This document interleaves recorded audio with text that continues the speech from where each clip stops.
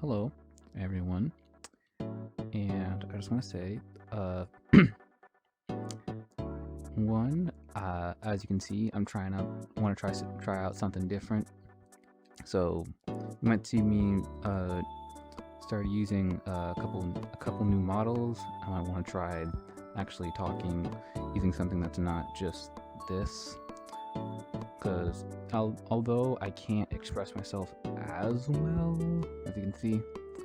Couple things are different. I am gonna have to get used to it, like this being happy, being determined, this But either way, I want to try this out. Second off, this video is gonna be a lot more different compared to the last couple videos because one, we're doing this in replay mode, so that means now not it's gonna be less difficulty is going to be less from us playing the game and more so from us trying to do everything that's from the game. So one, we get all the stuff that we have, right? All the stuff that we had in the previous chapters, we have that now, so that's great. But also, we're going to do everything from the game, including quests, extra interactions, all that stuff. But anyway, let me know what you guys think about this new style. See if there's anything you would want to see, anything you want to change, anything you want to improve. That out of the way, here we go. After losing to a force boss fight, we get introduced to all the main characters in the show. All right, very simple stuff, but it's really only going to tell us about two of them, Neptune and Nepgear. Afterwards, we see a couple of tutorials around the area about what to do and all that stuff. We then get introduced to our first quest, which is to kill 5 Dagus. This is also our first type of quest, a hunt quest. Let me guess, just kill this thing, like maybe more than once? Yes. Yes. Yeah, okay. Yeah, it's just kill this thing. This also counts as a story quest. Story quest is just it's pretty simple. It's if you complete this quest, it'll count towards a story progression and can also act as a checkpoint. So it's just kill an enemy for a checkpoint. Yes, it's a checkpoint. Okay. Yes. Okay. So afterwards, we grab a couple of items and leave the dungeon to report. We leave the dungeon to report the quest and learn about a new thing called item development. This is really only good for one achievement, so I'm not going to talk much about it now. But it just lets you make items for stuff. Afterwards, we go back to the guild and we grab another quest called a find quest, where all you have to do for there is to just find an item based on whatever dungeon and report it back to the quest. So it's just kill an enemy for some items. Actually, this one's a little bit different because instead of just only being able to kill an enemy for this one, you can actually get it through a lot of ways. Either you can get through a scout, which will be discussed later. You can find it by just looking through like a collection point or something, or you can get it through enemy drops. So there's a lot of ways you can do it. The quests, however, can be a lot more annoying than they should be, mainly because two things. One, most of the items they ask for are from enemy drops, meaning that you still have to kill an enemy to get them. And two, sometimes enemy can have incredibly low drop rates for whatever item that you need, which can turn like what should have been like a 2-minute quest into like 20. But luckily enough, this one only took 2, so we're good there. Afterwards, we talk to the 3 CPUs, grab 2 more quests, and learn about Rainwrights. She's the villain. So yeah. Afterwards, we leave that dungeon to skip a cutscene where Nepgear talks about being upset with Neptune and bossing her around, and Ray all of a sudden getting a bunch of power. We then go back to the first dungeon with Neptune alone. Very sad.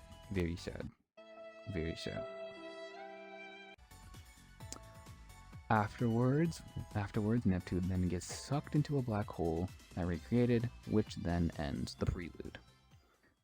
After falling from the sky, landing on a person who might soon be our friend. Wink, wink. Wink, wink. We then find out about two new people. Plutia, you know, this face right here, who is a ditzy, carefree, but still very nice person leading a new planetoon. And Noir. She's the same as the Noir from in the beginning of the game, but just now has new memories, so we don't know about her.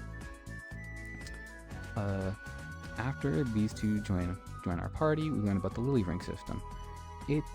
It'll be helpful, but we only need one person, so I'm gonna skip it. Afterwards, we watch a cutscene that shows that Neptune lost her powers as a goddess, which we need to get back by finding a crystal. Till then, no more HDD. None at all. After this, we grab two more quests, change Plutia and Noir's combos and gear into the first dungeon, and now we actually head into the first dungeon. The first two quests are pretty easy: story quest and kill quest. Although for some reason I didn't talk about this in the first one, but sometimes for some reason my game will glitch and will teleport me into the direct middle of the map, like even if there's no land. So you end up just kind of floating in limbo. You can still walk around, and if you end up going back onto land, it'll just put you back there. But if you jump, then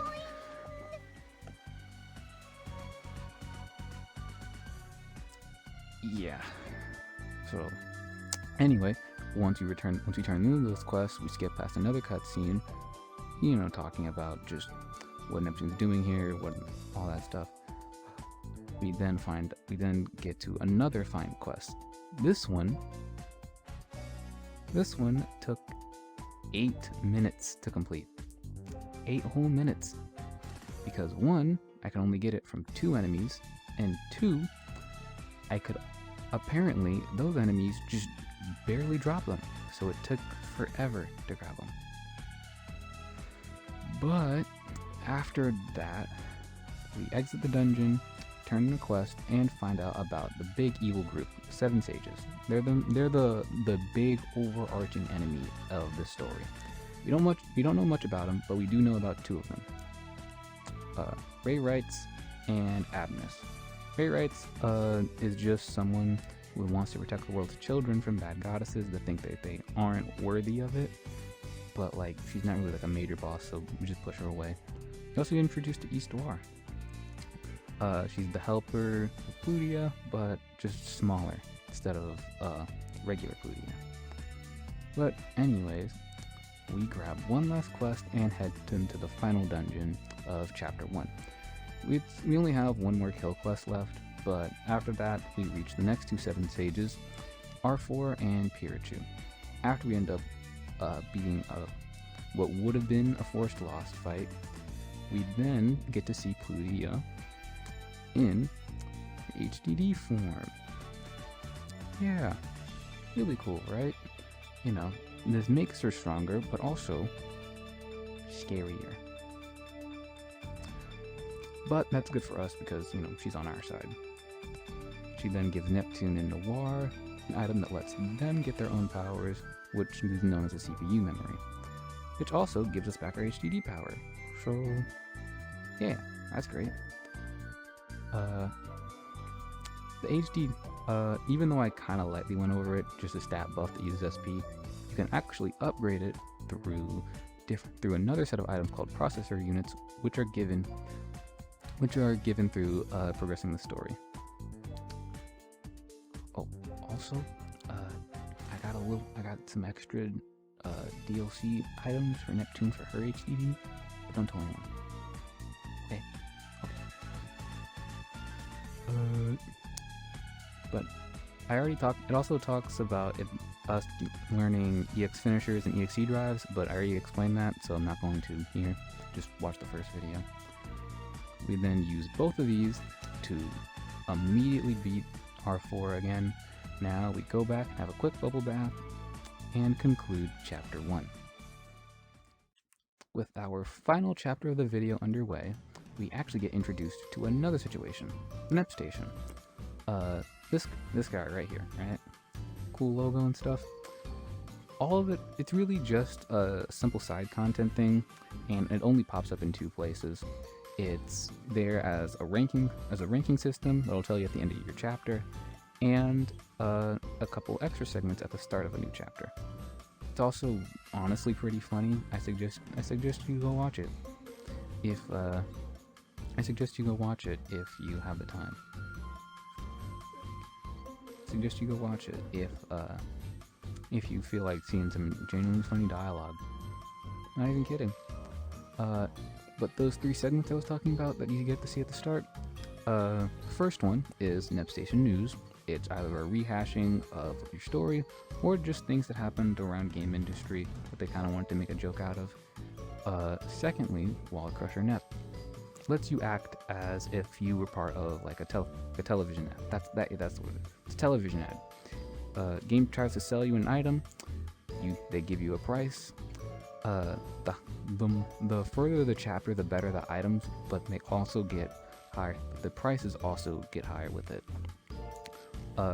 Pretty good if you want some items, and I'm probably usually going to be buying from them, so just kind of expect that. But anyway, the third one is actually probably the most interesting one, Million Ep Quiz. This one actually quizzes you on general knowledge of Neptune, or Neptunia and its game, whether it'll be from things that happened in the story to things that happened, small trivia that you might have to look for in other places. For example, Ram is left-handed. How do I know that? From the quiz. Also, if you get all the answers right through the quiz throughout the entire story, you actually do get 1 million credits, which is a great long-term investment if you just want some extra money. Also, if you miss a question, don't worry, you can just reload a save. Just make sure to save before it. But now with that out of the way, let's actually get into Chapter 2. So, after a cutscene where we get kicked out of Planetoon for not being a proper goddess, unlike this one right here, Noir. Yes. Well, we actually have to go to Noir. We grab a bunch of quests, because now they're just gonna start offloading all of them, and you're just gonna have to finish them on your. You're gonna have to finish them on your way to the end of the game. Yeah. Now we just go to the first dungeon with all the quests that we've collected, and just start completing them on the way there. Also, I started using a guide, so just keep that a secret. The scout system. Oh well. After doing all of these quests, we then get through a short mini boss, find this person right here, and a new nation, and her new nation that's called Last Station. And also about the scout system, which right here we teach. Yep. Scout system, pretty simple, but it's very useful. Alright. It helps off with the story, helps off with just getting achievements. It finds items, it can help with XP, help with credits. It can even find other enemies or other items inside of a dungeon and help you move around. So they're pretty good. They also find lost places, but they're only there for achievement. So don't worry about them. So we're not going to worry about them too much. But once we get the scouts, we then give them 10,000 credits and just push them all into a dungeon. I mean, the first all over there. And now, after doing that, they hopefully give us a return of, well, us finding a new enemy called the Giant Dogu. We kill it for some jelly, return it in, and report it in for a quest. So, yeah. Now we know the scout system, right? Yay, we're a proper goddess now, yay. No. The store doesn't think that, we get kicked back out. So now we're gonna actually do some proper work. Which is just quests, Some need scouts, some don't. But also real quick, see this guy right here? It's called a dungeon flag. if you fix it or break it, it'll change what the scouts bring in. Sometimes you need it broken, sometimes you need it fixed, depending on quest.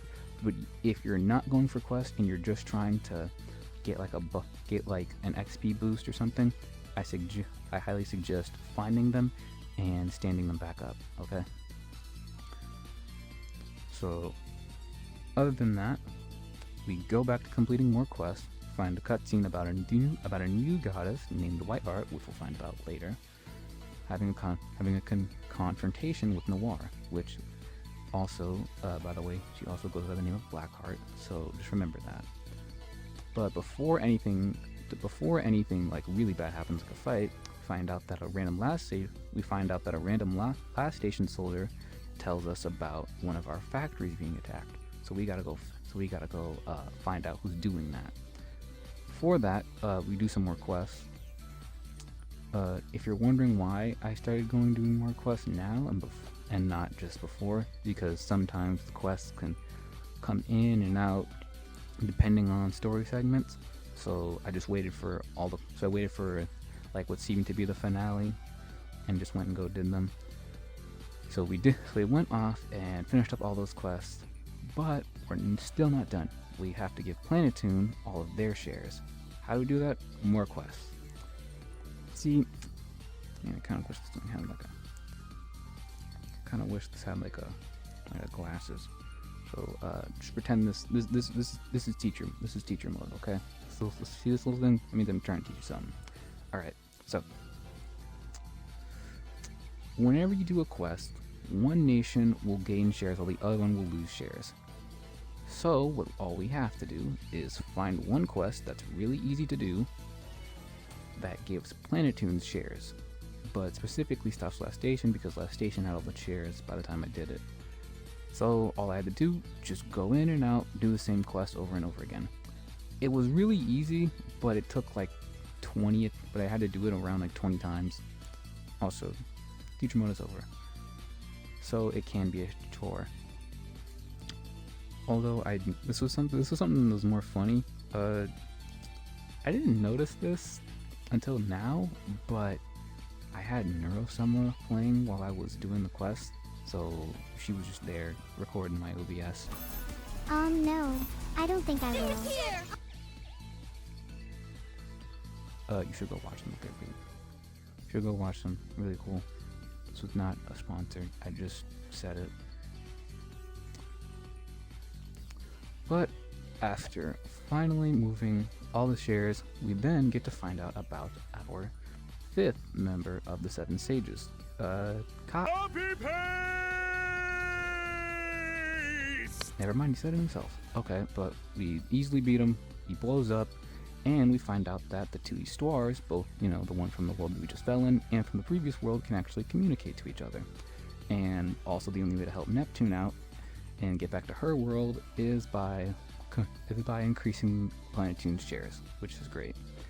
After that, we end the chapter getting ourselves a perfect 40, which gives us a bunch of useful items and an achievement for getting a perfect 40 at least once, which ends chapter 2.